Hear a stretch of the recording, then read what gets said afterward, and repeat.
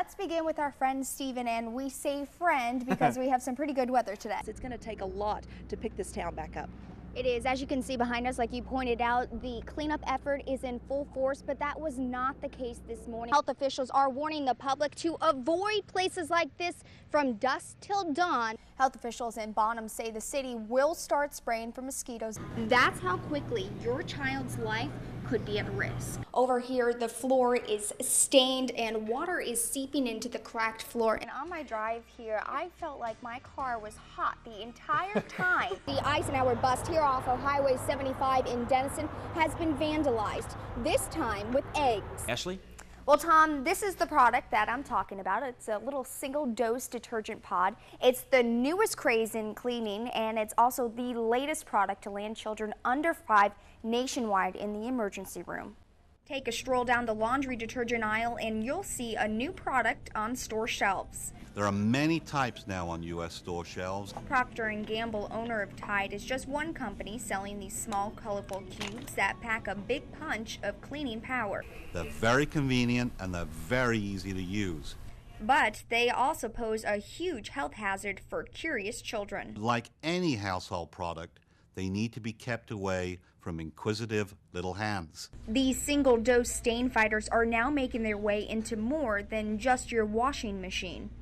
I'm sure for a little kid seeing something bright and colorful, they want to put everything in their mouth. Pretend this water is saliva. When the pod hits the liquid, it dissolves the outer coating, releasing a potent mix of detergents. That's how quickly your child's life could be at risk. These items are clearly much more dangerous than a typical laundry detergent.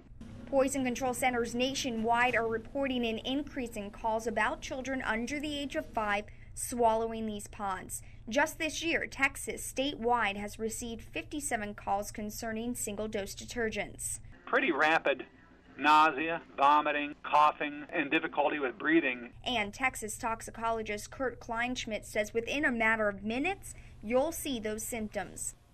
27% who get exposed to a standard laundry detergent will develop some kind of symptoms.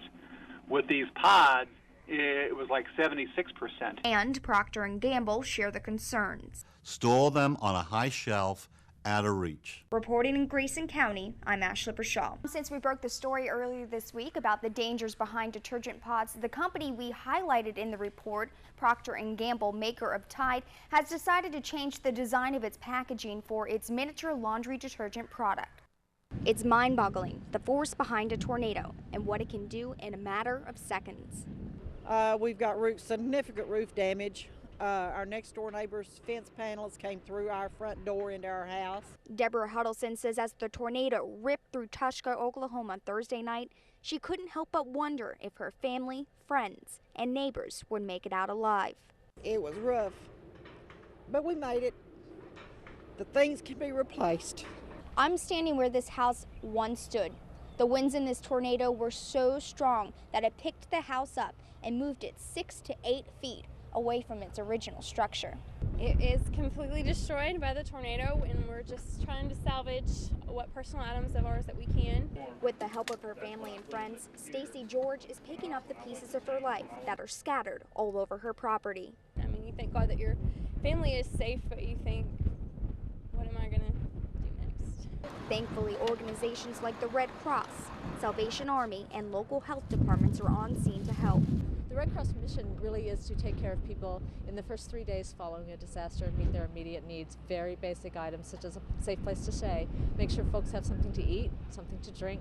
As for the folks of Tushka, Oklahoma, they say their faith will get them through this disaster. Better than ever. We're too tight. We'll make it. 42 and a half, now 5. Auction treasure hunting. This crowd is looking for a steal at Main Street Storage in Whitesboro, Texas.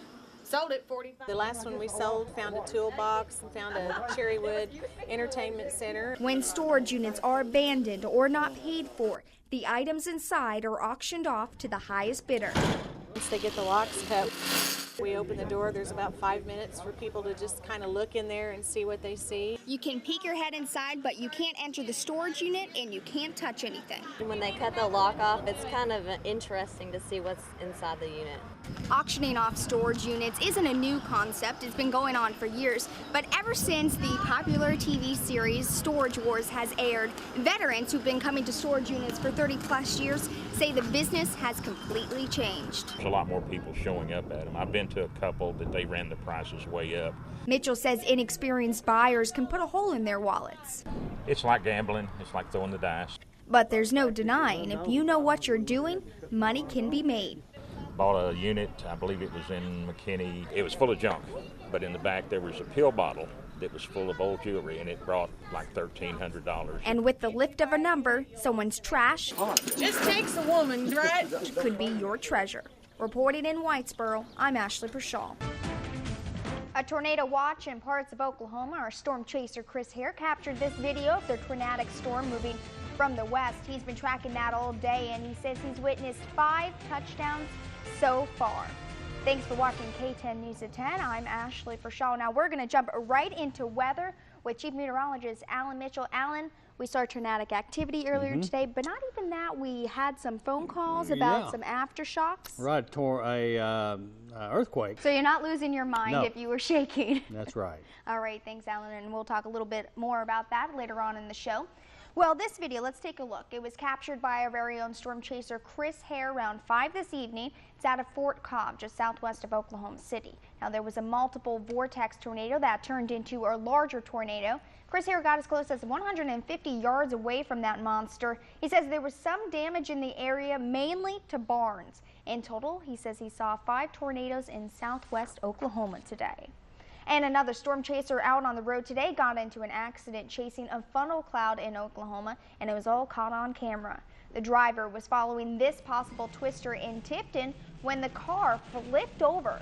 Now, the accident was apparently due to mechanical failure. The driver says he was trying to back up when the steering jammed and caused him to slide sideways into a ditch and flip over, as you can see. Well, you're looking at video near Frederick, Oklahoma from earlier today. 3 confirmed tornado touchdowns in that area. Only 1 creating damage, though. 3 structures were hit, a local dairy, an Oklahoma State testing facility, and a home as well. Some livestock was killed, but the homeowners are safe tonight after being rescued 45 minutes later. Tillman County Emergency Management says power is out in some areas and cleanup will begin at daylight.